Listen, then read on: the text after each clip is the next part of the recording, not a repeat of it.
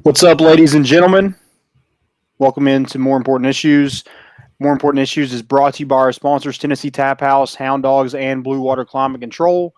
And here's a quick word from our good friends at Blue Water Climate Control. People always ask, where did we get the name Blue Water Climate Control? When a Navy ship casts off lines, exits the harbor, and loses sight of land, that's blue water sailing. It takes a team of people to do that. Tireless work, focus, and attention to detail. So much of starting a business is just like that. After it's done, you get filled with deep satisfaction for accomplishing something. And it's quickly followed by, now the real work begins. We're Blue Water Climate Control.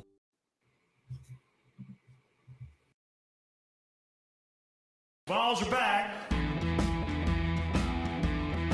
Yeah, they had us the first half, I'm not gonna lie. Oh, could be Wayne! I think I got my swagger back. Oh!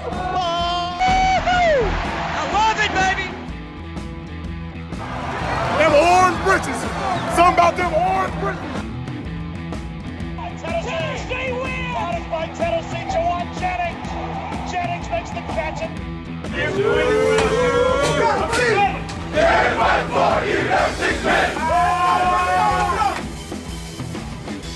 just won a basketball game, and we're very happy right now.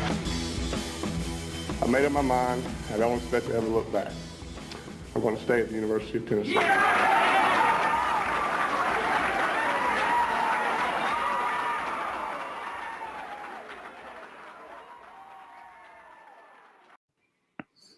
What is up, everybody? Welcome into another Sunday edition of More Important Issues.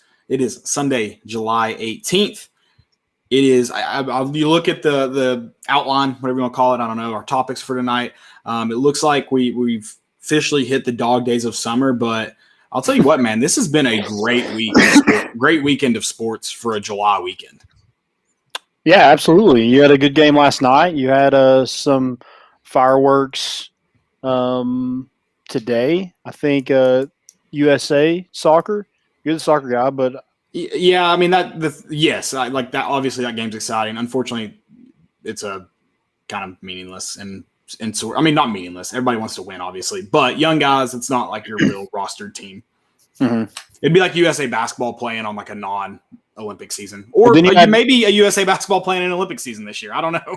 You had Nashville FC kind of whoop the snot out of somebody last night. Big game last night. That's actually one of my most importance. Big game last night for Nashville. And then you also had the British Open, or the Open, excuse me, depending on what side of golf you're on there.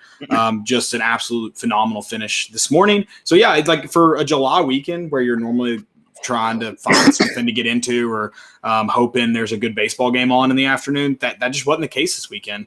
A lot of good stuff on TV. Obviously not all day long like you would, like maybe, what you get in the spring and the fall, but it definitely worked. It was a good weekend. What's up, Credence? Good to have you in here. We are going to be talking about Tennessee announced future scheduling. What year was that? 2020? 2025. Almost said 6. So 2025 little future schedule announcement. We'll talk about that. You all know me. You may know my thoughts on it already. We'll also talk about some of the most frustrating games. Some of them are very predictable. I'm impressed that some people left off like pretty much an entire season. And I know you'll agree with me on this because I think we've voiced our opinions on them a couple times, but we will get into some of those more frustrating. It's kind of like my test to see if you're a real Tennessee fan. Like, did you suffer with us? Were you there in the midst of tragedy? So that's how I test people.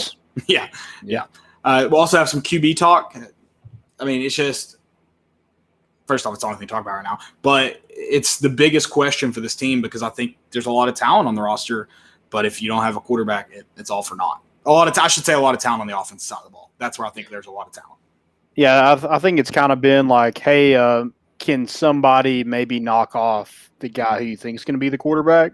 Right. But in this one, you're like, who the hell is number 1, number 2, number 3, and number 4? It's a lot of great questions. Yeah. Love them all. Evan Russell did announce he'll return, so we kind of touched on that last week with the baseball roster. Some questions. I don't know. I mean, I don't know if this gives you more answers, just because it's like you've got it's going to be interesting how you play that outfield next year, who DHs, stuff like that. But you did add another guy at the plate that can do some damage to teams. So that's exciting. Like it may have raised some questions as far as defensively, but that's exciting for another guy that's going to create trouble for other teams there. Yeah. Be aware or beware. I guess you better be aware too. But, yeah, beware of Evan Russell because he's coming back for another year. And I'm sure opposing pitchers are like, damn it. For sure. Jack Leiter's glad he's not in the SEC anymore, right? Right. Yeah, he's done with that. Drop your questions in them. We'll don't have as many topics, so maybe we definitely can chat about whatever you want to talk about. Maybe that guy who gets in here and wants to talk Southern Miss football again. That was random, but we'll do it if we need to. We'll do it if we need to. For sure. Slow week, so yeah, we can. Yeah, just any questions y'all have, just please get them in the chat. We'd love to kind of talk with you all.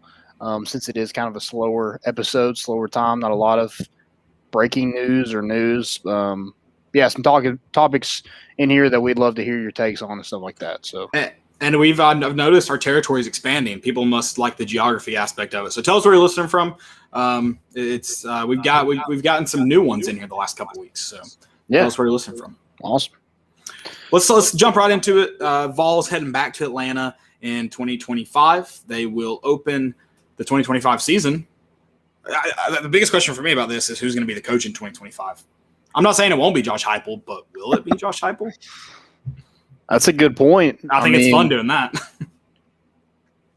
I mean, if we're going off like what the last two staffs or last four staffs, yeah, none of them made it to that fifth year, right? I guess this would technically be the fourth year.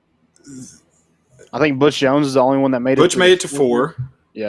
Butch made it to 4. Dooley made it to he made it through 3. So yeah, no one made it to that coveted fifth year. This would be the fourth year. Yeah, he just needs to make it to the fourth. So yeah, got to tie Butch. I don't know how hard that is, but well, that's another thing. I want to know how many of these neutral site games were like. So I assume Butch probably got the West Virginia one. Butch got Bristol. That's unfair though. I feel like he rushed that one. So I wonder how many coaches at Tennessee who have been able to set these, because Dooley in 2011 we played that's the last time. The last time was Georgia Tech in 2017, and then the previous time Tennessee's played in this kickoff game was also 2011. This could be Josh Heupel. This so far has been the kiss of death for Tennessee coaches. Derek Dooley beat NC State in 2011 in the Chick-fil-A kickoff game, and Butch Jones beat Georgia Tech in the kickoff game in 2017. So do not put on the leather hat, Heupel. Even if you win, you can't put it on. Yeah. Yeah, that's the curse of death right there is the leather football helmet. Yeah, I mean, I don't like neutral site games. They kind of suck. I just think from a fan aspect, it kind of sucks. I think from every type of aspect, it sucks. Like, I mean, because, you're a player. Don't you want to play in a bunch of different stadiums? And, like, sure, Atlanta Mercedes-Benz is, going to be a cool stadium to go to. But when you talk about college football, wouldn't you rather play on campuses? Right. Yeah, I just think from a money standpoint, I don't know how much money a home game makes. I would love to know that. I would say a Tennessee home game's got to. You said $3 million. You think was the number? Yeah, that they got to just play in this game.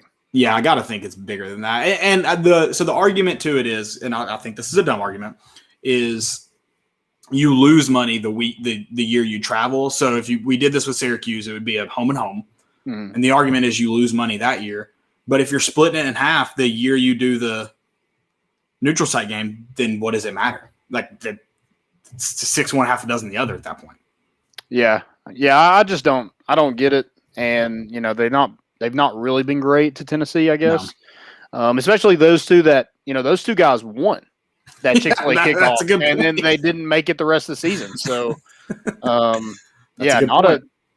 even if you win that game, you can't really bank on it because if history repeats itself again, it's telling you that Josh Heupel might not make it out of 2025. Yeah, no, and I mean, I don't know. I guess I would be curious to hear like players. It would be really interesting to hear guys from like the 90s, early 2000s when these kickoff games didn't really exist versus what the guys who've been playing in them, the last probably 10 years. Yeah, 10, 12 years now who play in these kickoff games, like what their thoughts are. Because I don't know, especially like neutral site games, like bowl games are perfect time to do them. I don't know why they've tried to move them to the beginning. Like, I mean, they've just added them on. It's a money grab. That's what it is. It's a money grab from outside sources, people who aren't making money from those on-campus games. And again, I just think campus is what makes college football different than NFL football. There's some NFL teams that kind of have that like campus feel. You have the bars that are only popping on NFL Sunday games, or areas that really are only there on those Sundays. But overall, like college football has a different type of feel. I mean, we've talked about this. If you're gonna sit here and tell me that college football has a better product on the field than NFL, you're an idiot. It's not just about that makes it special. So like to take games out of an element of it that makes it special, it's just an interesting move to me, and it's always kind of baffled me. So just I think keep it on. I would love to go to Syracuse. Going to a game at the Carrier Dome, I think would be really cool. Absolutely, yeah. Go back to that '98 season. That too. I mean, who did they? They had Donovan McNabb. Who else? Dwight Freeney, I think, was on that team. Yeah. Mm-hmm. So that's kind of cool. We haven't played Syracuse since then. There's a little history there. I'm sure in 2025 it'll be some big story that Knox News or somebody will post. But I think it's kind of lame to see a like you said, kind of taking that college aspect out of it. And I guess you get to play a week earlier. You get to open the season a week earlier or weekend earlier. Oh, okay, so it's your. Oh, I didn't know they moved it up. I know it was Tennessee played on a Friday in 2011. Gotcha. I think they have been a week earlier. I think they played on a Monday in 2017. Okay, they played on Labor Day. Yeah. So this is going to be Saturday, August 30th. Gotcha. So I think that's that kind of weekend before everything really gets going. Should be that Labor Day weekend, yeah. Yeah. I think so. I don't know. I mean, 2025, I guess it doesn't really mean anything, but I think neutral site games are kind of dumb. Everybody else would rather do a home and home. I guess you kind of take that like not having to set everything up and clean up, and I understand that aspect, but Danny White, you're not having to do any of that stuff anyway. Well, I mean, I'm sure it's an exposure thing too. Yeah, you probably get to play on prime time, like at 8:00 on Saturday night. The Chick-fil-A Bowl name, but again, I'm just like, if you want to play in the Chick-fil-A Bowl, make it at the Chick-fil-A Bowl in the postseason. If you like, that's another thing that bothers me kind of about these neutral site games. It's like, I don't know, it's just a weird setup that I mean, I believe it's a money grab, and I mean, Chick-fil-A. The sponsors, the people putting the bowl on, that game on, obviously make money in a time they wouldn't normally make money, on those games. So yeah, I think it's just I don't know. I would love to see. I hope Tennessee goes to more home and homes. I know Oklahoma. I don't know how that's going to work since we didn't get to travel there this past year. I'm sure they'll still be coming here. Is that 23, or is that next year? Is that next year? It's 2022 or 2023. I can't remember which one. But I mean, home and homes are great, and I think there needs to be more of them in major college football because you want to go to campuses. You want to go to these,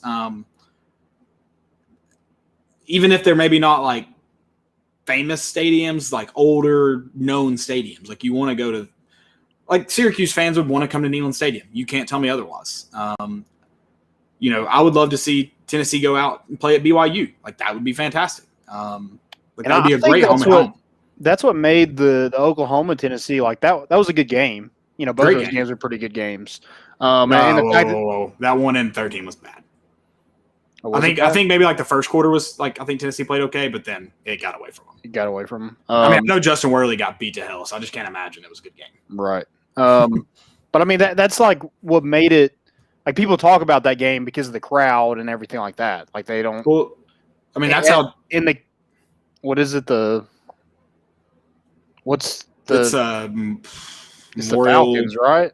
The Mercedes-Benz. Yeah, Mercedes-Benz in Atlanta. Sorry, I thought you were talking about Oklahoma's. Oh yeah. I mean, like no one's gonna really talk about that game. No, it is a cool stadium though. I'll say that, but it's not. But like the reason you want to go to campuses is, like I said, for the things around campus and also the actual stadium itself. Right. I would go to the Carrier Dome. I'm probably not going to go to Atlanta to watch us play. I'm not going to Atlanta until we earn it. That's when I'll be in Atlanta, Danny White. There you go. So That's when you'll get me buying my ticket to Mercedes-Benz. Other than that, I'm out. Also, they're doing a doubleheader for this. So Virginia Tech and South Carolina play either Sunday or Monday. That's what they normally do. I'm pretty sure. Okay. I'm pretty sure. That's kind of. Don't quote me on that. I mean, doesn't that kind of take a little bit from your game? It kind of seems like a travel ball tournament, doesn't it? Right. Yeah. Like, hey, come and play. We've got a bunch of other teams here. Like a showcase. Yeah. Yeah. Love it. We do have a couple questions. Credence asks, what uniforms do you want to see come back this year or be made? I mean, the black uniforms are they're apparently going to be a thing. I like the black uniforms. I wish they were maybe more than what the retail version looks like. Maybe a little bit more orange on it, but I like black uniforms. I hope they don't get worn with a white helmet. That's my only. Black uniforms with a smoky gray helmet, I think would look very good. See, I'm thinking there's not going to be black You don't think there are? They just made retail version. I think they bought those thinking there was going to be a thing, and then it wasn't a thing. They already had that order. That's true. That could be a good point. I don't know that. Yeah, but maybe not. I would love to see the Nike Smoky Grays come back. I didn't like the Adidas version. I like the Nike one a lot. You didn't like Nike? Was oh, okay. Yeah, the Adidas version wasn't a fan of, especially with a white helmet. It might have been better with a gray helmet, but I like the Nike version a lot. I would love to see. I don't need an alternate. I don't care. More orange pants. That's my really only answer. Is wear the orange pants more often. There you go. Yeah, creamsicles. You like the creamsicles? I'm a huge fan of the creamsicle uniform. I love it. One of my favorite pictures. I don't know if they were wearing orange pants. I wish this was a more more popular thing that I think Alabama and Tennessee did it pretty often that they bring back. But it's that I think it's from the 60s, I think, and it's a magazine cover of a Tennessee and Alabama game, and Alabama's wearing crimson and Tennessee's wearing orange. They might have been wearing orange pants too, but it's just I love the color on color matchup. Like, I think it's a great matchup. Obviously, you have to have the right colors to do it. You couldn't do like Alabama and Georgia color on color. But Alabama's crimson and Tennessee's orange, that and the CBS intro is that's college football to me. That's what I think of. Oh, Vern? No. The da, da, da, da, da, da, da. No, I know, but Vern makes it too, right? I know. I said the intro. I specified the CBS intro. Big Vern guy, Caleb is. Yeah, he can put me to sleep. He can get me going on a Saturday night. It's like a NASCAR race. Yeah, better. Dude, Vern Lundquist's voice can put me to sleep faster than just about anybody's. So it's pretty nice. It's pretty nice. I won't lie. But yeah, those are. So I would love to see. That's not exactly answering your question, Credence, but that uniform matchup. I would Oklahoma love to see that is 2024. Okay, so I was off. Regardless, both years. 2024. Oklahoma coming into Neyland. I'm sure they'll restructure that. I'm sure Oklahoma will want Tennessee to come to them. Right. So that's a good home and home. I mean, but we've already done that one, so I'd love to see a different home and home. But at least it's a home and home and not a neutral site game. Yeah, Like hopefully we're a little bit better. That's another thing. As far as neutral site games go, like the neutral site game that I didn't mind at all, Tennessee, Virginia Tech at Bristol. It's regional. It makes sense. There's almost like there's not a rivalry there, but it's like regional enough to almost be a rivalry. Like you can kind of. So like that one was interesting. What the hell is a neutral site game with Tennessee versus Syracuse? No clue. No clue. And then like I know Syracuse is in the ACC now, but like at least Tennessee, NC State at that, Tennessee, Georgia Tech, at least those like seemed like understandable neutral site games. I know Syracuse is technically in the ACC, but it just doesn't feel like an SEC ACC matchup. Yeah, like even the Belk Bowl or whatever Belk kickoff with West Virginia, that was kind of regional based too. Yeah, there was like you almost felt like there could be a rivalry, like Right. could be like it made for an interesting matchup, and I feel like you almost have to have that with neutral site games, like Alabama USC. I don't know how good USC is really going to be, or no, it's Alabama Miami this year. So Alabama Miami, I don't know, I don't know how much faith I have in Miami to like even be competitive in that game, but they should be one of the top two teams in the ACC. So at least there's like the interesting matchup of seeing two major Power 5 opponents go at it. Whereas like, I mean, maybe Tennessee and Syracuse will be that in 2025. If somebody wants to bet with me on that, I'll take it and I will say the opposite. But maybe, I mean, who knows? Who knows? I've seen crazier things. I mean, I just want a good game. Like us against West Virginia, that was a terrible game. Like it was cool to go to, but it was like we got our face beat in. No, So like I feel like with those neutral site games, at least you want to make it a good matchup. Yeah, we had a good weekend in Charlotte. That was about the best part of that. Right. Like the Tennessee Georgia Tech game, there was no defense in that at all. But at least it was close and exciting.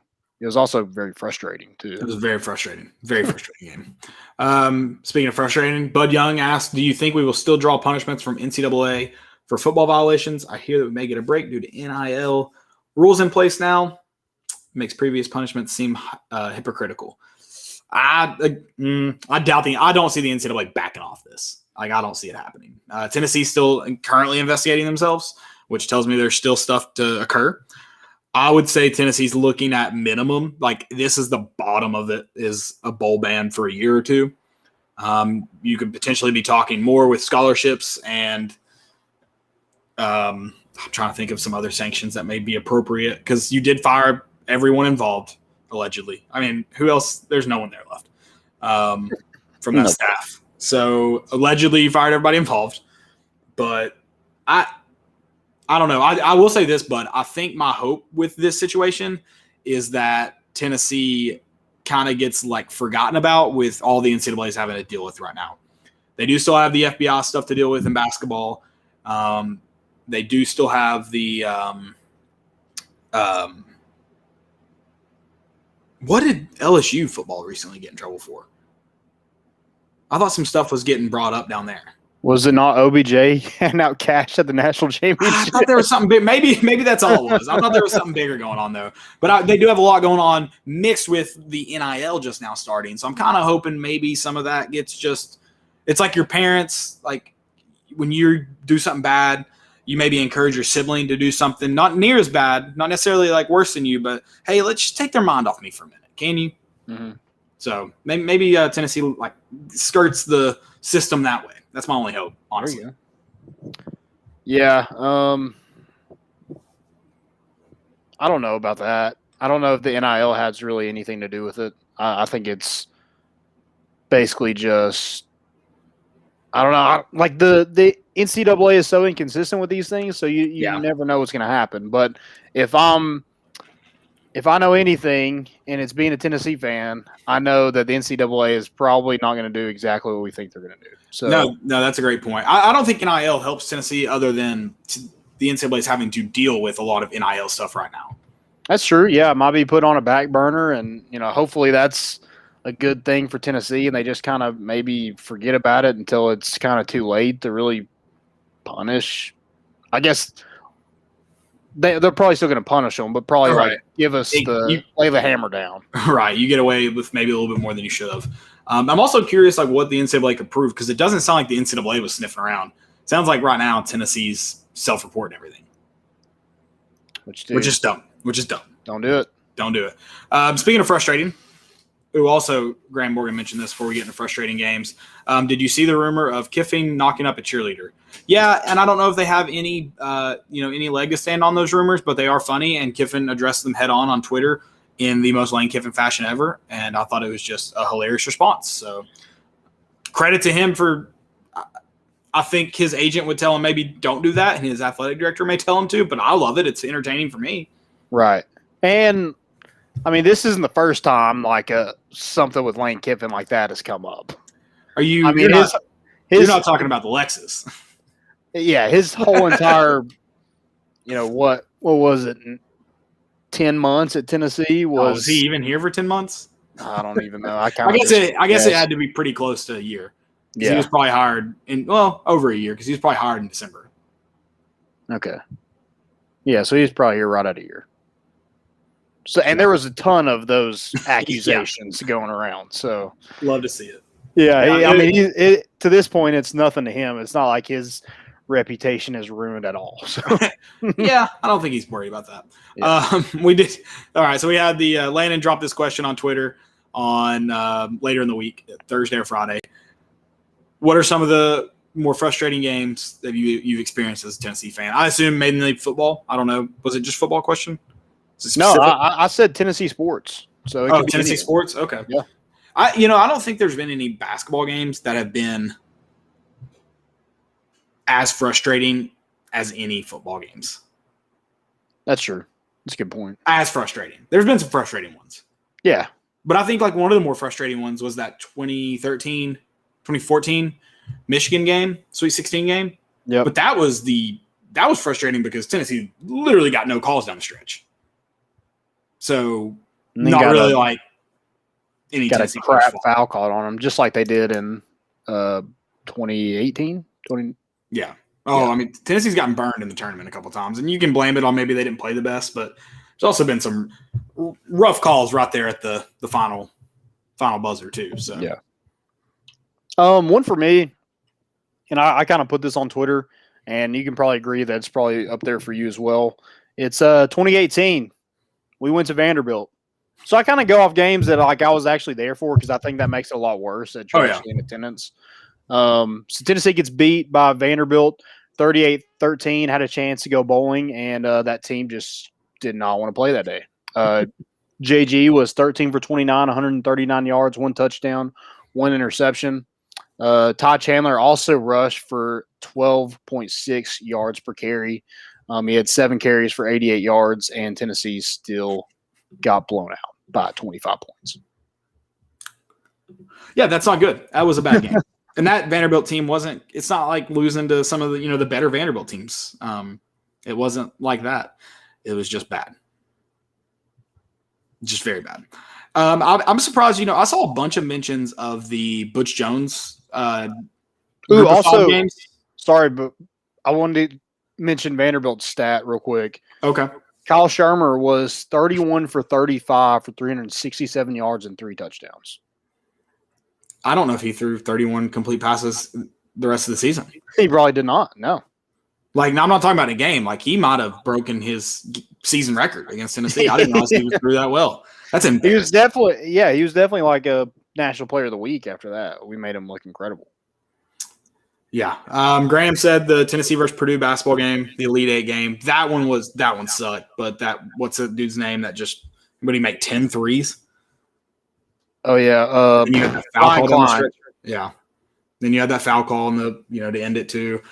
Chris Nichols said the 2005 Vanderbilt game. He was at the game.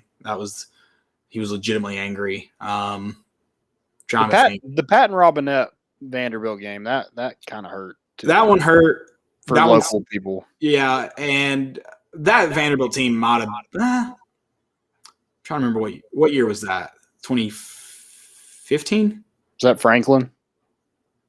or was that 2013? Was that Butch Jones' first year? If that was Butch Jones' first year, I might be willing to say that Vanderbilt team might have been better than that Tennessee team. James Franklin was definitely the coach. Patton Robinette wasn't even the starter. It was Carter Samuels.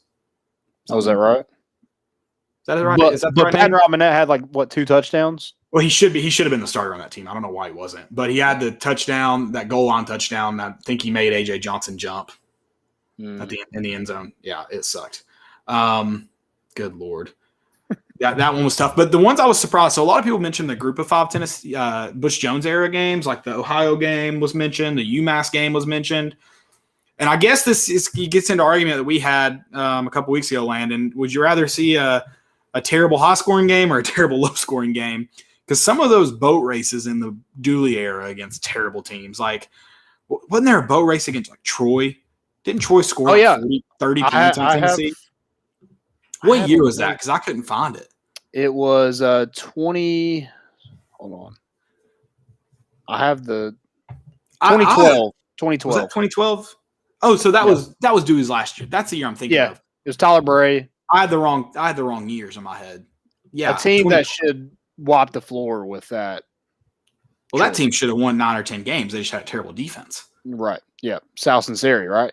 Is that Yeah, South Cincinnati. Akron, who was terrible that year. I remember them being terrible, scored 26 points on that team.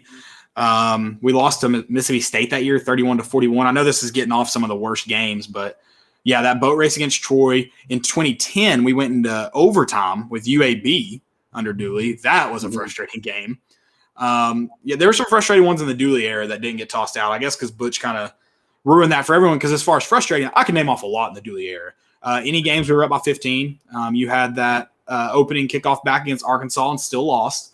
Trying to think even more. This one doesn't even Butch's fault. I'll give him this one. Dude, that 2013 Georgia game. The ball was dropped at the goal line. Like, what the?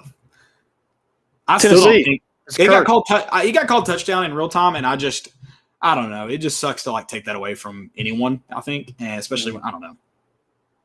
I could argue about replays all day, but I won't do it. Well, yeah, and it sucks that like as soon as the first replay happened, you're like, oh my God, he fumbled.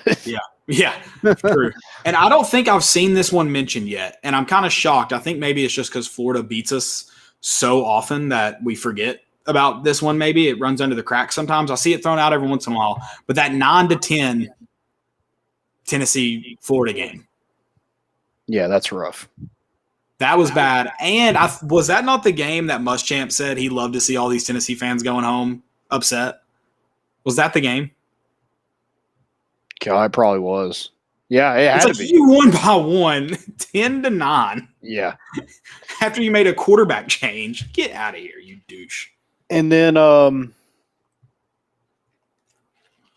Mount Cody. Mount Cody was frustrating. That one was heartbreaking more than frustrating. Like that one was just kind of like the Georgia one. Yeah. You're like, man, this is getting depressing. I could go on. Like this is kind of like my entire Tennessee like we're going heartbreakers right now. If we just want to go off like terrible football games, UMass in 2017, 17-13, they were 0-5. Or they're 0-4 at that point. They ended up being 0-5. We beat them 17-13. But we scored 14 points in the second quarter. And I had 3 the rest of the game. Ohio was like, 198 degrees? Yeah, that game was terrible. Neyland ran out of water early on. Yeah, we won 28-19. It was bad. Chris mentioned that we won the first game against NC State in the Dome. Yeah. The first game in the new Dome was Georgia Tech. That one was in the old one. The old Zach Rogers, baby. Yeah, Zach Rogers. NC State was supposed to be good that year, if you remember. Like, yeah, they had a really good corner, and he just got toasted. Yeah, he did. But I was talking to someone. That was Cordell Patterson, Justin Hunter, and then Derek Rogers was on that team before he got kicked off before the season started. Mm-hmm. Graham Moria mentioned I'm surprised we didn't see this one thrown out, maybe just because Tennessee was still pretty far from winning it. But JG and the fumble on the goal line. It was David Amerson. That's right. That's David Amerson. Okay. But yeah, the JG fumble, I think a lot of Tennessee fans would agree on. It maybe just, like I said, kind of slips by because Tennessee may not still win that game, but it changes the trajectory of it for sure. Yeah, and I also think that Kentucky game this past year had to be, up there as well. Just continuing to throw pick sixes and continuing to put the same guy throwing those pick sixes back out there was. And then you throw in Shrout, run the ball 3 times or twice, and then have him throw a deep route. A deep out, yeah. No, it wasn't a deep out, was it? I thought it was it an out? They had him throwing out too? Yeah, I think so, yeah. Jim Chaney's an idiot. I hate that I ever stuck up for him. we were talking about. I mean, it was like what 3rd and 15, and he threw an out route to the markers. It was a 15-yard out. Well, I was talking to someone. They were like, "What do you think? Like one of the hardest things, in sports?" Because it was the argument like hitting a baseball is probably one of the harder things. And I was like, the thing that I think how baseball, like an at bat, could win it is just because, in and of itself, it's a really really hard thing to do that. Whereas like, it's an out route is not a tough it's not incredibly tough to throw. You put a corner out there, though, and it's one of the hardest things to do in sports, to throw a deep out. Like, that's getting intercepted 10 out of 10 times with an average person out there. Right. My wife. Like, no one's completing that. You're good. If you don't throw an interception, you just got lucky and either sailed it out of bounds or threw it 10 yards behind. Well, dude, I started laughing after Stroud threw that pick because I was like, at least they didn't run it back for a touchdown. We're getting somewhere, boys. Yeah. Golly. So many miserable games. Well, and one of the most frustrating parts is, like, we ran it, like, every single play on that one drive and then scored a touchdown, like, with ease. Yeah. It was, like, one of our fastest drives of the season. Because we didn't have any big plays, so we had to drive it down the field every single time we scored. God. Jim Chaney, man. I mean, Jeremy Pruitt part of it too. I think it's. I think He's involved. I was. That was mean of me to say about Jeremy Pruitt or about Chaney because I don't know if he had full control, but someone else mentioned he also had a Peyton. shitty quarterback. If we're just being honest. No, for sure. Peyton mentioned Purdue basketball. That's one that's going to hang at the top just because for a lot of reasons. That team probably should have been better mixed with, like we mentioned, that dude hitting everything. Yeah. So that was frustrating for a lot of reasons. And then the final whistle won it for Purdue. Georgia State, that was frustrating because we lost that game. We shouldn't have, but like they beat us that day. Yeah, Like Tennessee was never BYU in was it. more frustrating because the way you lost. I felt like. Yeah. Like I was more mad leaving the stadium for BYU than I was Georgia. Oh yeah. By the beginning of the fourth quarter, I was already venting. So it's like I got it all out by the end of the Georgia State game. Like I walked out of kneeling, not like, all right, well, let's go to the bar. BYU, I was like, I don't know what to do with myself. I don't know where to go. I don't have a safe place. Cry.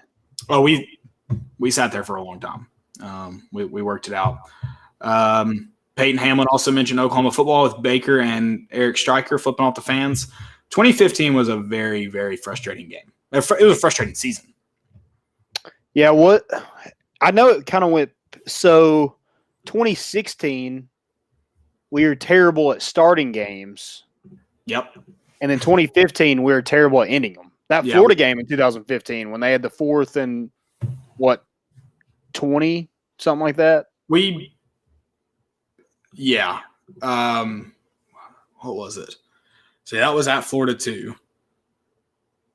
Yes, yeah, that was the 4th down, the long 4th down. Mm-hmm. Yeah, that's one of the most frustrating ones. And then the chart says go for 2 here, blah blah blah blah blah. First off, like a lot of people will be like, the chart might have said that, and some people are like, I've never seen that chart. I don't care what side you stand on. The point is, you lost the game. You made the wrong decision. That's like it's that simple. Like that's what bothers me the most about it is I don't give a what the chart said. You lost, Right. so shut up. All you can say is we made the wrong decision. It happens. The chart says, shut up. God, it's so annoying. Yeah, just I don't know. Just man up. Just say you got beat. Just say you're an idiot. Like in 2000, what was it? 18 against Florida, or 2019, right? I'm trying to remember what game you're talking about. I'm sorry. The Felipe Franks. Set the long touchdown 17. The Hail Mary. Yeah, 17. that was 17. Okay. Yeah, that game. I mean, that Tennessee team was terrible, but the fact that you had Florida beat and you were playing regular defense when they were around the 50 instead of a prevent is the dumbest thing I've ever. Well, they had 3 deep safeties. The guy on the left just got beat. I can't remember his name. I'm glad I can't. He let a guy get behind him. Abernathy. I wasn't going to say it, but he let a guy get behind him the one time in the game that your only job is the only thing. It's not. But it wasn't like they were at normal depth. They weren't. Were they? They were playing regular defense. I thought That was a question after the game. Was like, why were you not in prevent? And God, who was the? Well, I'll say this: I'm not a fan of prevent defense, but as long as you have 3 high safeties, just keep everything in front of you. Get depth enough to keep them in front of you, but you don't need to be playing back 30 yards. Who was our defensive coordinator in 7? That was Bob Shoot. Oh yeah, that's right. That was Shoot. Yeah, no, like it just like you can let them catch the ball, just not behind you. Yeah, that's it. You got to make one tackle. I'm gonna say something I regret, so I'm gonna move on from that. But yeah, there's a lot in the past. Like what do we name a lot of? Like the past 5 years. Oh, I don't think we named one. I think the only person that threw one out, not in the last 10 years, was Chris. He said the 2005 Vanderbilt game. That was Jay Cutler, right? Jay Cutler, yeah. Okay. Yeah. But a lot of frustrating games. Oh, the thing I was going to say about Butch is the chart thing. There's times when you – like let's pretend the chart says that. And I would have to refresh my memory on exactly what it was. But let's pretend the chart says to kick an extra point there. There's – at times, you got to be a football coach. Like if you read everything that's written down on paper, you're going to get beat more often than you're going to win, which maybe says a lot about Butch Jones as a football coach. I don't know. I'll let him decide that. But You can't just read paper and do everything that's on paper. Some of it's momentum. Some of it's how's your offense playing versus how's your defense playing versus. What if your kicker just tore his hamstring? You still kicking it? Yeah, there's just so many games in the last 10 years that it's hard to pick one before that. Yeah, Chris just said he can definitely name more. I'm shocked. I don't think I remember seeing the 2006 SEC championship game. Did you see it? I did see that a yeah. couple times. Yeah. Okay. That was rough. I didn't see as many of those. That one was sad. That one was real sad. And some. What about the one against? Man, when's the last time we went to the? Sorry, that was 2007 SEC championship game, not 6. Apologies. That's what the pick. That was the one in the end zone. Yeah, in our end zone. I saw in our the Jabbar Gaffney catch. Yeah, catch. That was the one. Yeah. Yeah, just a lot. God dang. It's been rough, guys. It's amazing we're still here. It is. That's a great point. It is. It's amazing. Oh, it's fun to dwell on the past. Maybe we'll celebrate the past at some point in our lives. Maybe. I would love to tell these stories after a national championship or two. That would be nice. Yeah, make it worth it. These stories would be a lot funnier. Let's make it worth it a little if bit. You won some games now. Let's look towards the future. Which I don't know if I'm very excited about that either. Quarterback. It's like I mentioned earlier in the show. I really do believe this offense has more talent than maybe it's being given credit for. Oh, I did see some of the Wyoming game. I'm sorry to add another one. Oh, well, the Wyoming game was so sad too, just because that was right after Philip Fulmer resigned. Yeah. Or forced to resign, I should say. For the first time. Fair. Recruiting was really good, though. Yeah. Oh, God. I can't believe that was said. I didn't ever see it with the, the theme to the, golly. The HBO. What was that HBO show? Good God. Sopranos? No. Oh. God, I can't think of the actor or the name of the show now. I just know it's not HBO. I'll think of it later. I'm surprised we never saw that. Where it zooms in with the. I don't know if I'm giving enough for anyone in the chat to know what I'm talking about. Maybe. Game of Thrones? No. It's. I'm trying to think of HBO shows. Yeah, I'm just gonna look it up now. But where was I going with it before that too? Other than the quarterbacks. Oh, here quarterbacks, baby. What do you think about Someone's already asked who's the quarterback, so you better have a good answer. I know Harrison Bailey was at the Manning Passing Academy, and that's been a big talk in the Entourage. Is that what you're talking about? No. Oh. No. It's the it's a good show too, Chris. Thanks for the. God, everyone's gonna know the exact type of video I'm talking about when I can. Yeah, so it's I haven't seen the edit of Philip Fulmer saying, "Well, recruiting's certainly been good." And Curb Your Enthusiasm. Thank you, Chris. Curb Your Enthusiasm. Is that an HBO show? I'm almost positive it is. I have no clue. I don't have no clue what you're talking about. I've never seen that show. Really? I can't think of the actor's name now. That Larry David does it. It's a Larry David show. But yeah, it's the mute. I don't know. I'll have to give you an example after we get off because I couldn't find a video right now. But yeah. Okay. Quarterback though, Harrison Bailey's. Yes, he's at the Manning Academy. So I'm sure we'll hear Peyton Manning and Archie Manning talk about how good Harrison Bailey, played this week and whatnot. So I feel like that's death now. Yeah, we were kind of banking on him being QB1, but now we're just like, maybe not. But yeah, I think it is kind of a two-man race. I think it's, obviously Josh Heupel wasn't exactly ecstatic with the quarterback room coming out of spring practice. That's why he added Joe Milton. So I think that has something to say that, this is Joe Milton's the only guy on this roster, or only quarterback on this roster that Josh Heupel has actually brought in. Yeah. And it, I just haven't seen a lot. Obviously, I know he's only really had 1 year at Michigan that he played any. I don't know. I don't know what to think of it. Like, I really don't even know what to think about the quarterback race. I mean, part of me is still like, maybe it's Harrison Bailey, but I'm kind of with you in the sense that if Josh Heupel brings Joe Milton in, he transferred for a reason. That obviously doesn't mean he wins it outright, but I don't know. I want to think Harrison Bailey. Also, is that Gaston Moore guy? What's his transfer deal? I know he came from UCF. What's up with that? He's a walk-on. Oh, is he? Okay. Yeah. I don't think that's even a viable option. Yeah, maybe he's looking to be a GA at some point. Who knows? Yeah, I don't think he'll be in that race at all. But Joe Milton, I felt like he's at Michigan. He was one of those guys that looks like Tarzan and kind of played like Jane.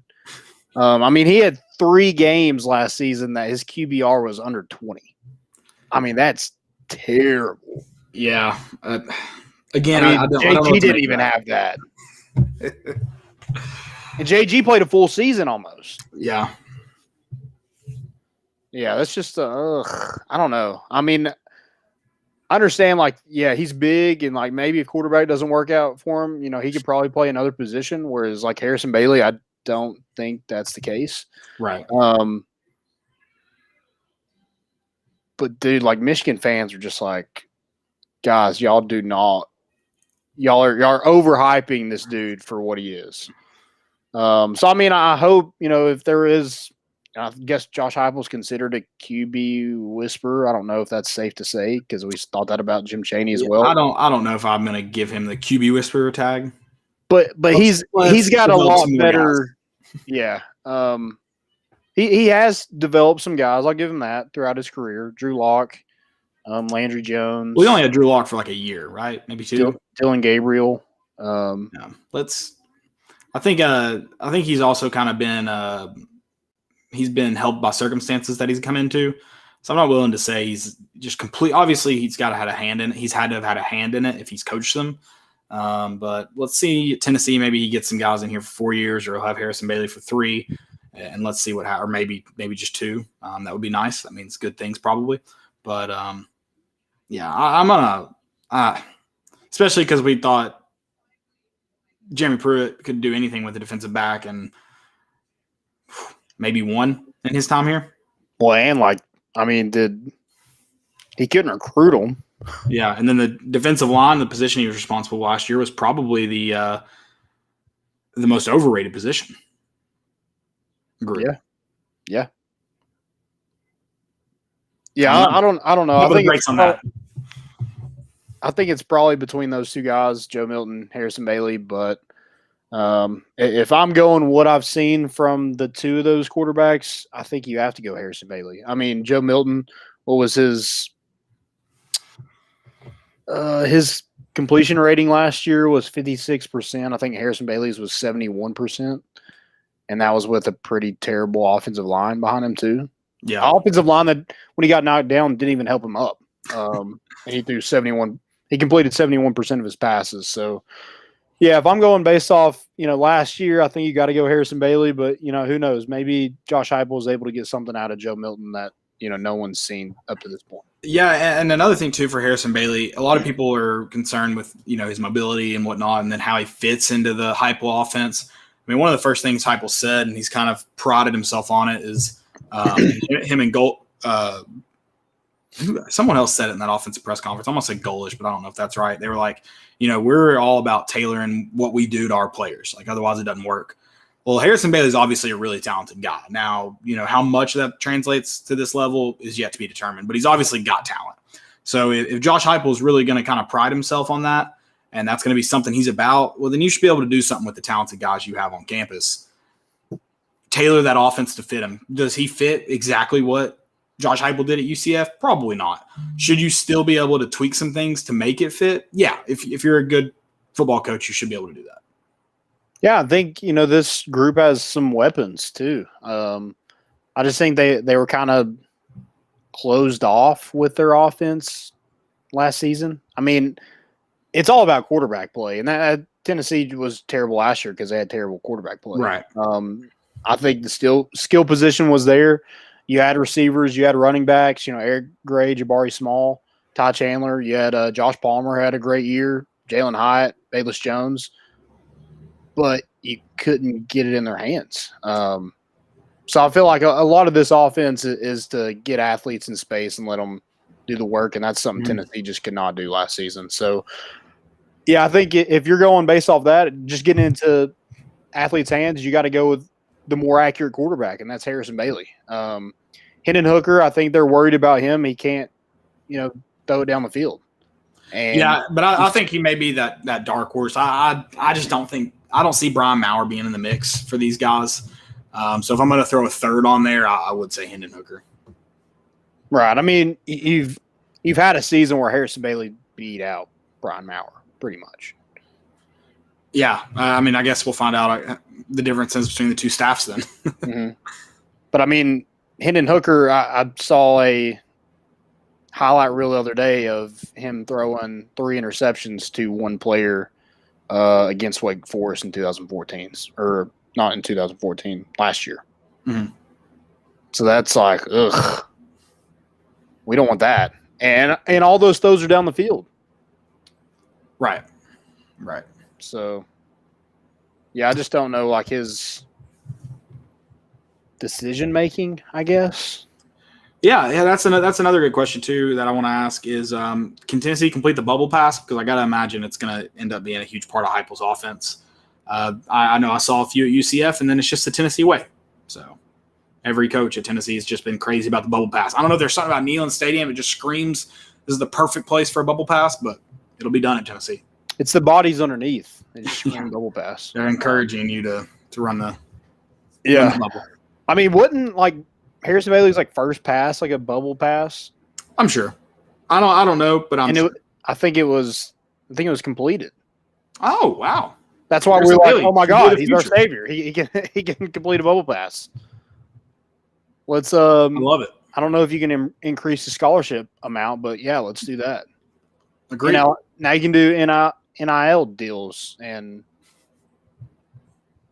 McDonald's paid them. I mean, Jeremy Pruitt was ahead of the curve with that. I mean, if you ask me. I 100% agree with that. 100% agree. Bring him back. All right. Let's speaking of being back. So who do you think? Who do you think is the quarterback? We're just basing off like no one knows anything. Who do I think versus who do I think maybe is more talented, or two different people? I think Hendon Hooker, Joe Milton will probably be the guy against Bowling Green. But everything we've known about these guys, I think Harrison Bailey's probably the better quarterback on the roster. I think they'll be forced to play two different guys, and that is scary. I don't want that to happen.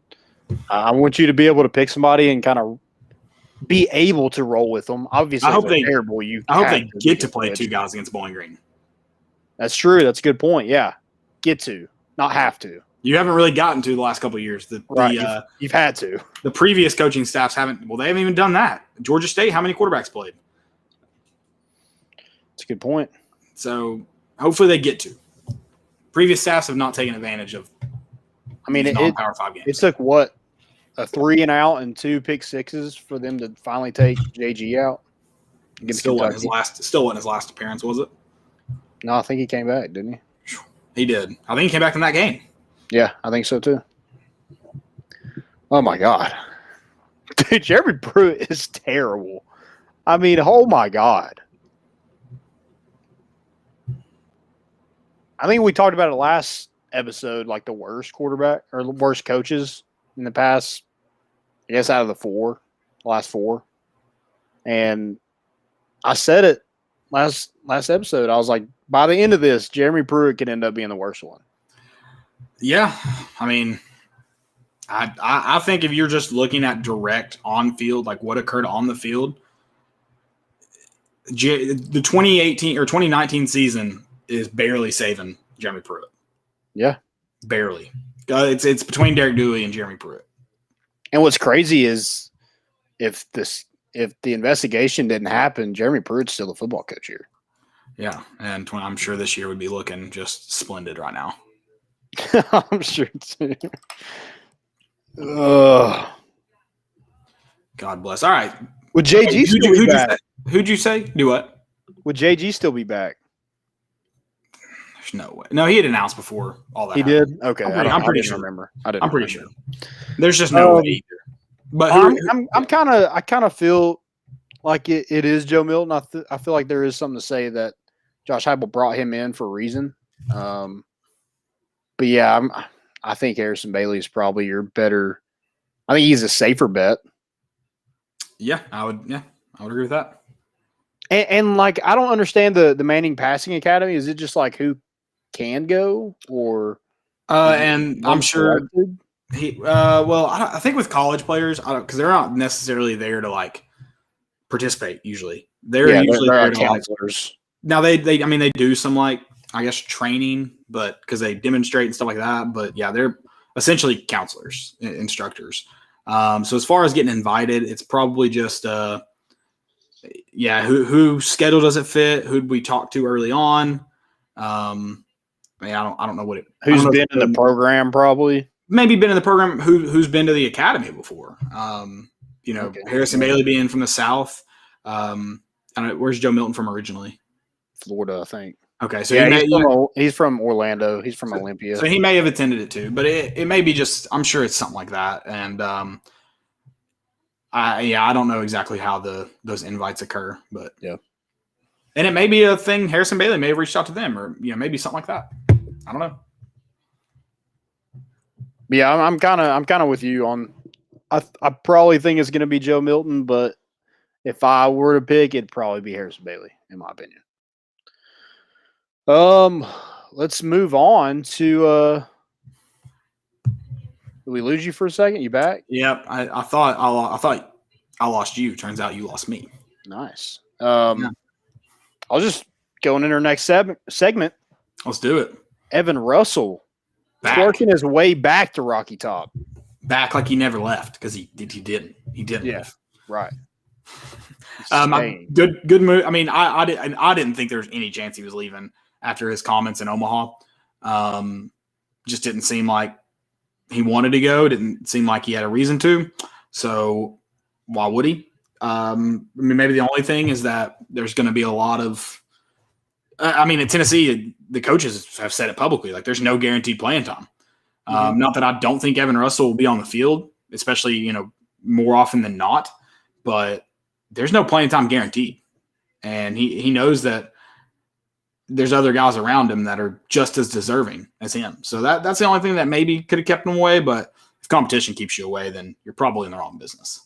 Yeah, I think he's one of those guys that loves wearing Tennessee across his chest. And I think his dad did an interview.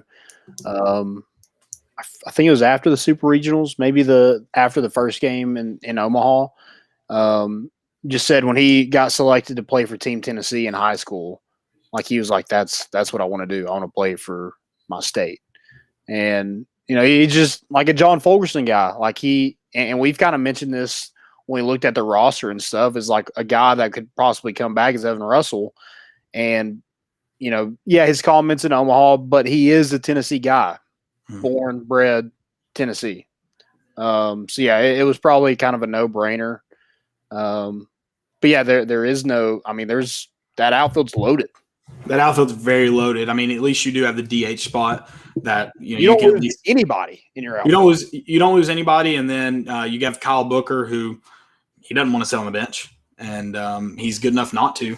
And so I think it's going to be kind of interesting to see how they structure that. That outfield come next spring, come February, but. The good news is you have enough spots for those guys to all get in on the action. And, Kyle Booker, kind of on the assumption that Evan Russell may be gone. You thought he'd just slide into left field there and be the guy. Now it's like, who's left out in the field and who's DH? And I think is the question for those four outfielders. And it's a good thing for Tennessee fans is like you get the best of both worlds. Whoever it is, they beat out somebody that was really good or really talented. So, right. I think, Drew Gilbert's going to be there. And then those other three guys are going to be in the lineup. They can hit. Yeah. Like you mentioned, Kyle Booker, he's way too good to sit on the bench. He's not going to sit on the bench. So yeah, is he a DH? Maybe, but I think he's an everyday player. He's a guy that's probably getting drafted here pretty soon. So, who's he going to be? I think Evan Russell's done an incredible job in the field, and obviously with the bat. He had 2-3 home run games this past season against Vanderbilt and LSU, who were really good. One made it all the way to the College World Series finals, and one made it to the Super Regional and got beat by Tennessee. So, it's going to be interesting to see how that kind of plays out. But yeah, Tennessee's outfield is pretty loaded for next season. I think that's a good thing. It's fantastic. Very excited. Obviously, getting Evan Russell's back, but does raise some new questions. Good questions. It's not like looking at the one we just got done talking about, where it's like, I don't know. Right. This one's a little bit different. It's a good problem to have, and going to be. I know Tennessee's lineup, top of the lineup, is going to be really, really strong. Bottom of the lineup, probably still some, question marks there. But wasn't that a question mark at the beginning of this baseball season too? And then you had some just consistency out of that bottom of the lineup, and it made Tennessee a really dangerous team. Obviously in Omaha, it kind of stunk. No one could get it out, but. Still some guys, plenty of guys getting on base. And so, I think as long as you have consistency out of the top of your lineup there, I feel like you're kind of just buying the bottom of your lineup time. Because, you're not going to have 9 hitters on any given day. That's just not the nature of it. So, but I do feel confident in the first few guys. Yeah, and those 4 guys that we mentioned are 4 guys that could be at the top of that lineup. They really could be. That could be your first 4 hitters, honestly. But yeah, it's going to be interesting to see how that kind of plays out. We've spoke to somebody really close to that program saying Kyle Booker is way too good to be back on the bench, and that's not going to happen. So we'll see. We'll see kind of how it plays out. But he's tearing it up right now in the California League. It is really good to get a guy in his 6th year, a Tennessee guy, and a guy who has a phenomenal career for Tennessee, and Evan Russell back. I think from a leadership aspect, I think that's all you want is a guy like in your program like that, like a John Fulkerson. Right. Well, when you mentioned Kyle Booker too, you're like, he's too good to be sitting on the bench. The only reason he was this year was because of Evan Russell, and you saw what kind of season he had. So if that tells you anything about, Kyle Booker, there were some games that he played over Evan Russell at the beginning of the year. Now I know that's probably kind of nature of just getting different guys in, getting different looks. But it's also, it wasn't – if it's just your job, it's just your job. It clearly wasn't that. So, yep, 14 home runs. I think 13 of those were in SEC play. So when the lights are on, the stakes are high. Evan Russell shows up. He batted .238 this season, and I think that only gets better because, that's – in his 4-year career so far, that's his worst average.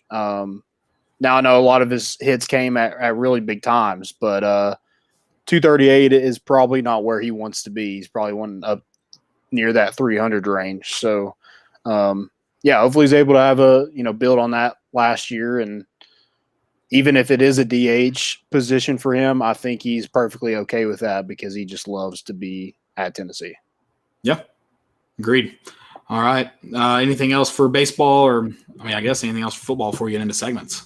Hey, we saw Tony Vitello. We're good. Yeah, we got the extension. Sign still delivered. I didn't get to read Mike Wilson's article yet, but he wrote an article today that I think just talking about his decision to re-sign and whatnot. So I'll have to go check that out. So I think while there wasn't anything in the contract, so there might be an amendment to that contract. About the stadium upgrades is because you have to go through the board. And I don't think they meet until the end of this month. So I think that's probably the reason. Gotcha. All that is not in there. Okay. I didn't know if that would that might just be a handshake agreement because I don't know how you necessarily put stadium upgrades in like a coaching contract. I don't know. Yeah. You can't just go out there and just start with a hammer and shovels and jackhammers and just start tearing up things. It has to go through a board. But the building commission, I think is what it's called. But if you guys do need someone to do that, we'll do it for free. There you go. Yeah. So just let us know. I can't build anything, but I can certainly tear it down. There you go. Yeah. We'll get some sledgehammers, get some safety goggles. I got some gloves. We can use. We got plenty of gloves. In fact, I will tear down what needs to be torn down at Lindsey Nelson. I will not ever take out a trough though. Sure, yeah. Explicitly stated. Unless I'm taking it to my house. Sorry to the wife. We will have a trough if need be. If you guys ever need help with your bathroom renovations, I will under the condition that there's a trough put in. Right. So any other addition on my on our lunch breaks, we're taking hacks. Yeah. Daddy hacks, if you will. There you go. All right. If you got any questions, drop them in the chat. We're going to go ahead and jump into our most important of the week. We'll get to any questions if you've got them. Or do we have any pre-show?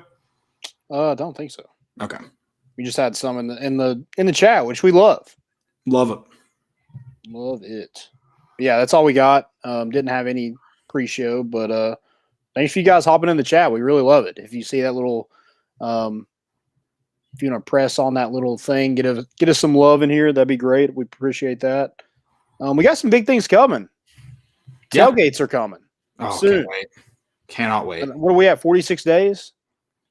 Is that right? Dang. It's sneaking up. I can't believe it's almost the end of July. 2 more weeks in July left. That's nuts. Yeah. Kind of depressing too.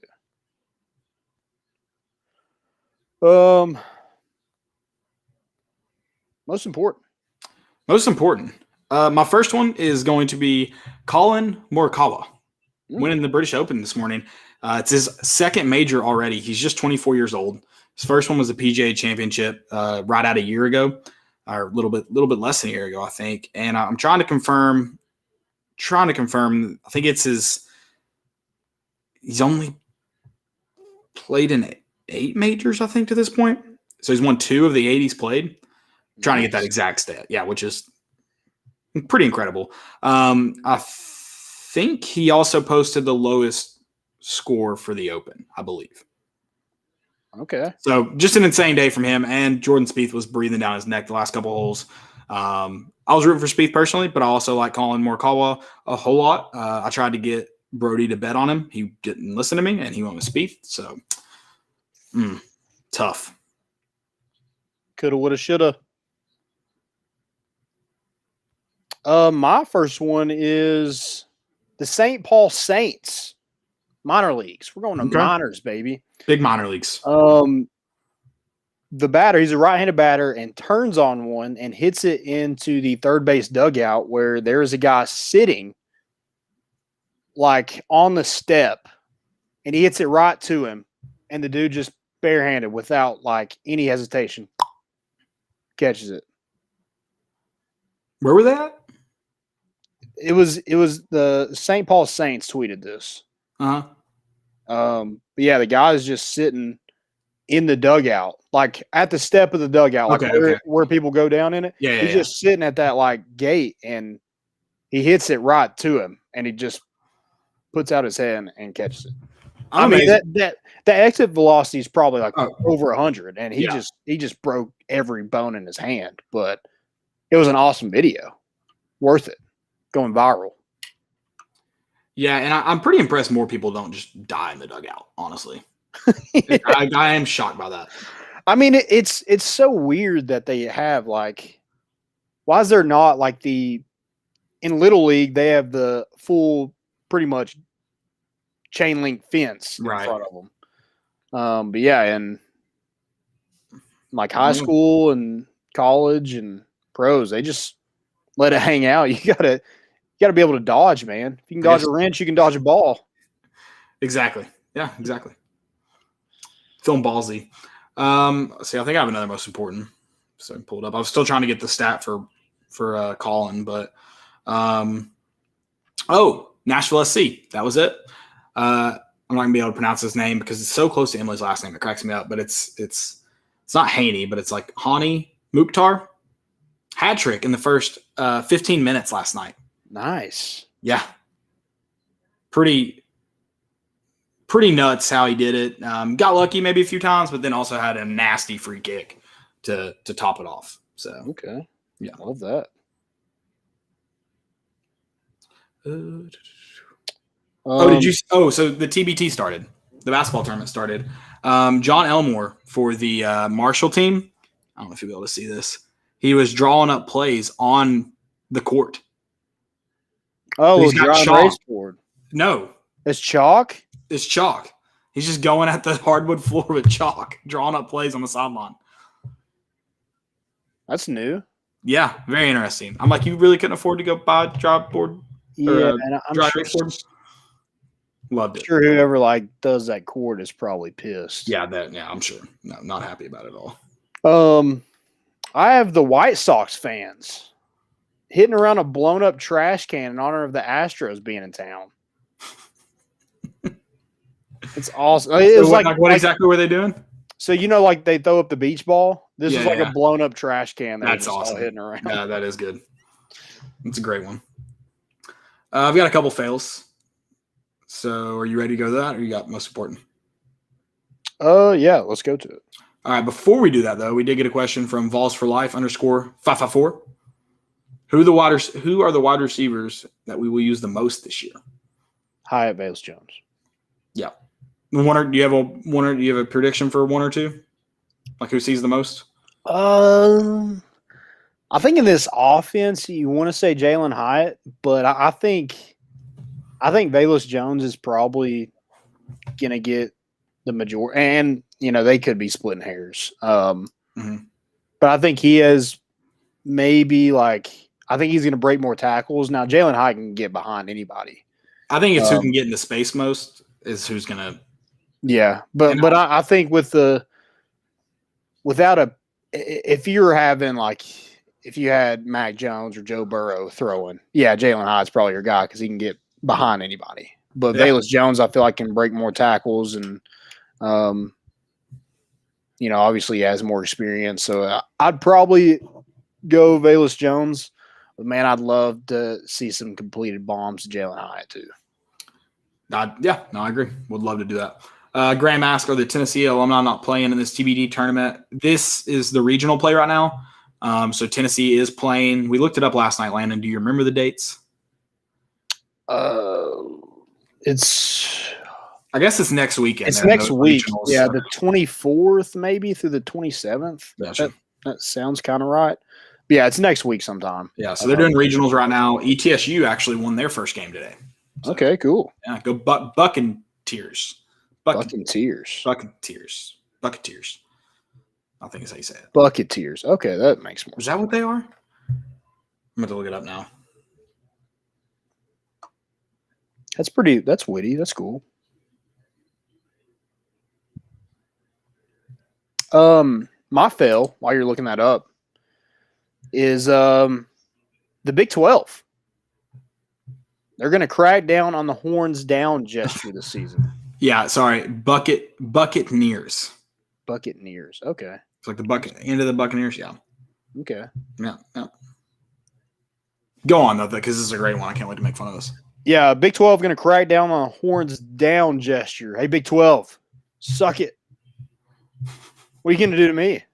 What can you really do to anybody? Dude, the greatest troll event of all time would be for Oklahoma to add that to their like this is our official alternate logo is horns down. Because then how can you punish them? You can't.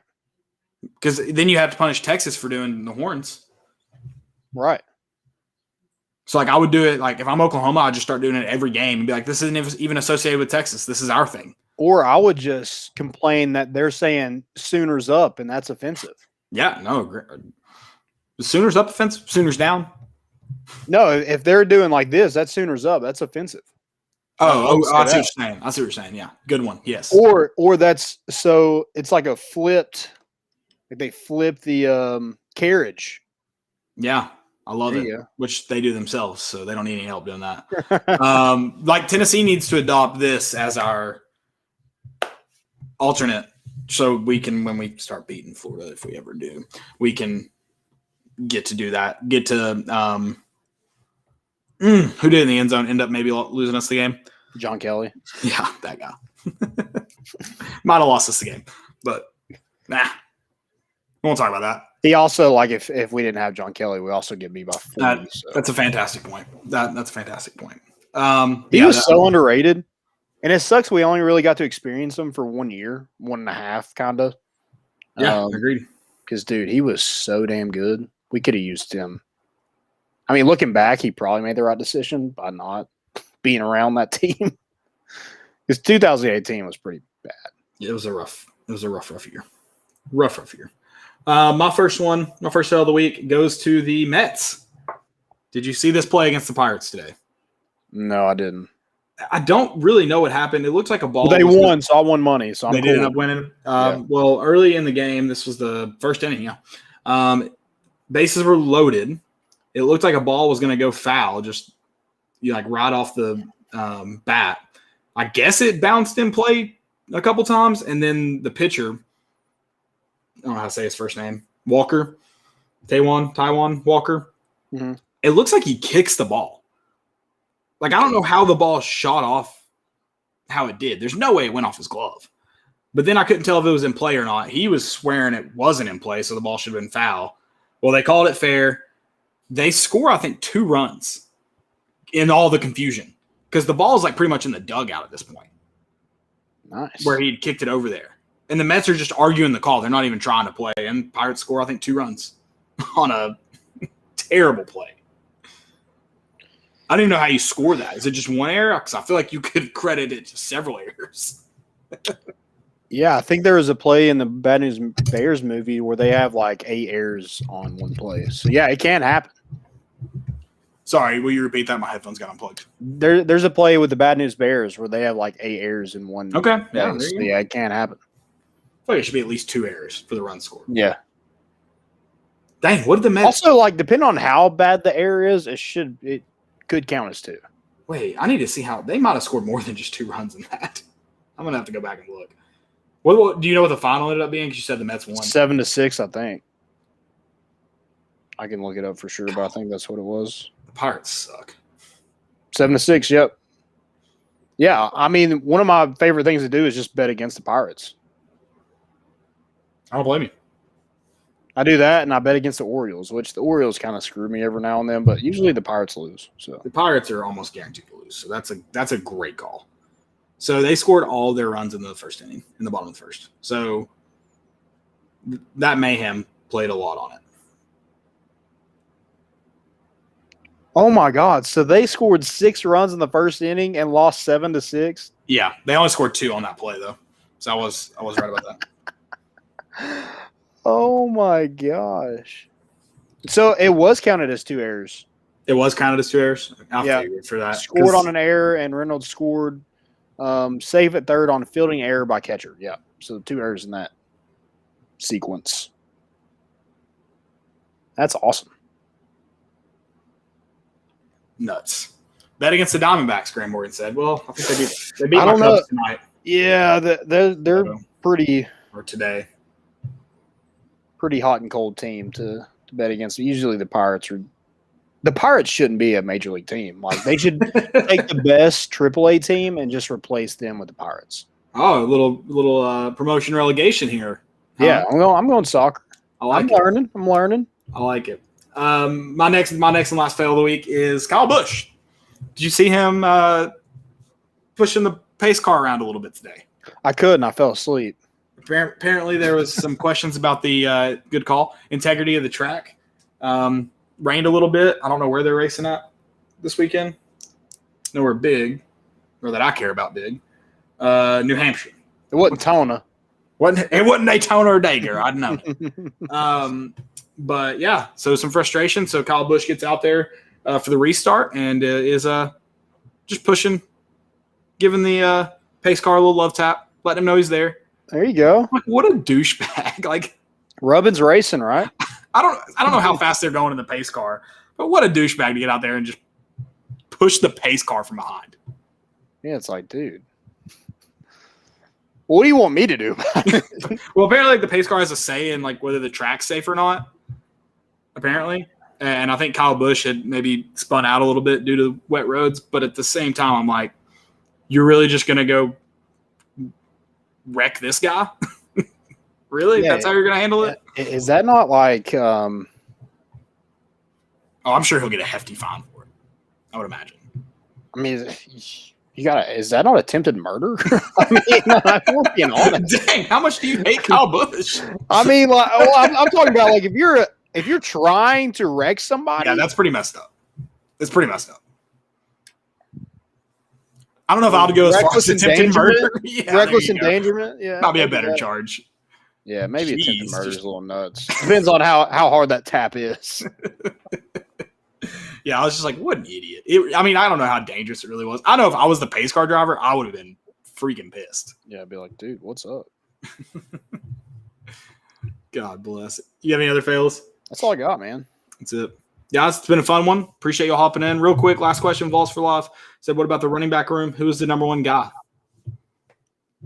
Jabari Small. Got to be, right?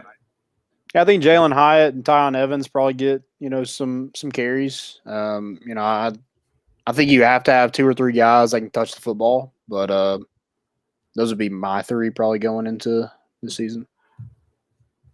Hold on, sorry. You said Jabari Small, Jalen Wright, not Jalen Hyatt. Wright. I was like, no, you're good. I was trying to figure out. I was like, who Jalen? I knew you didn't mean Jalen Hyatt. I was like, Yeah, my bad. so it took me a minute to figure that one out. Yeah, I could see D Beckwith maybe in there, but I just think he's set up better at another position. I would agree with that. I'd like to see him put. I would like to see them put more weight on him and move him to tight end personally. Yeah, I agree. But you have 3. Yeah, Difficult thing. You have 3 true freshmen that are that's true. pretty good pickups at tight end. Yeah, So, that's true. Maybe slim him down and put him in a receiver. I think he's only 220 right now. I think he's fine. Yeah, he could play. I mean, yeah, he could definitely. It wouldn't kill him to lose some, but Yeah. no. Yeah, maybe he gets some carries, but I just think he's probably better suited. I think he's kind of at a weird spot where, he's probably good at a bunch of different positions, but is he great at any of those? I don't know. Yeah, and then he's got to fit into the right, the right spot too. So Right. And like if I just think that's the one position where Tennessee is kind of set at is running back. So Yeah. somebody's going to get left out. Is it Jalen Wright? Is it Tyon Evans? Is it D Beckwith? T Hodge is another guy that they really like, but unfortunately he's probably not going to see much playing time unless he just shows out in fall camp of what we've seen so far. I just don't see him getting a ton of carries. yeah, no, agreed. I have a lot of faith in Jabari Small too. I'll say that. So Yeah, he's number 1 for sure. So Yep. Love it, guys. Again, it's been a lot of fun. I'm with you there, Graham. I'll be watching the TBT tournament too. I'm excited for that. Volunteers coming on next week. More sports. Real quick, who do you have winning the finals now that Bucks are up 3-2? Oh man, I mean, you got to go with the Bucks. You think they finish it off? I just think the way Chris Paul's playing, I don't think the Suns can win it without him picking it up, and he's just been terrible. Interesting. I'm in the boat of like, I don't know if the Bucks can close it out. I don't know if Giannis can Dude, finish it off. Dude, he went 4 for 11 from the free throw line. I'll never be able to. It's not winning basketball, that's for sure. I mean, and he's basically a guard. It'd be different if he was Shaq or Dwight Howard. And I know he's as tall as those guys, but when you can dribble the ball like that, you should have some sort of control when you shoot the basketball. And he has none. He's shooting a layup or a floater, and that's all he can do. Yeah, that's about it. You're right. And our dunk. Yeah, it's pretty crazy that he's able to be put up as many points as he can. Because, dude, I mean, he'd have 50 points a game if he could actually shoot. Yeah, he would change his game. I mean, golly, how good would he be if he ever finds one? I know. It's crazy. He's already really freaking good now. So yeah, guys, it's been great. We'll see you back here on Thursday this week. Yep. Be here Thursday at 8 p.m. still. 8 p.m. Yep. 8 p.m. on Thursday night. So we'll see you then. That's going to be our new slot for now is Thursday at 8. So yeah, just tune in with that. We'll get it out. That way we can have y'all something to listen to on Friday on the way to work. if you don't get to make it on Thursday night. That's all we got. We're bringing the boat in, and we out.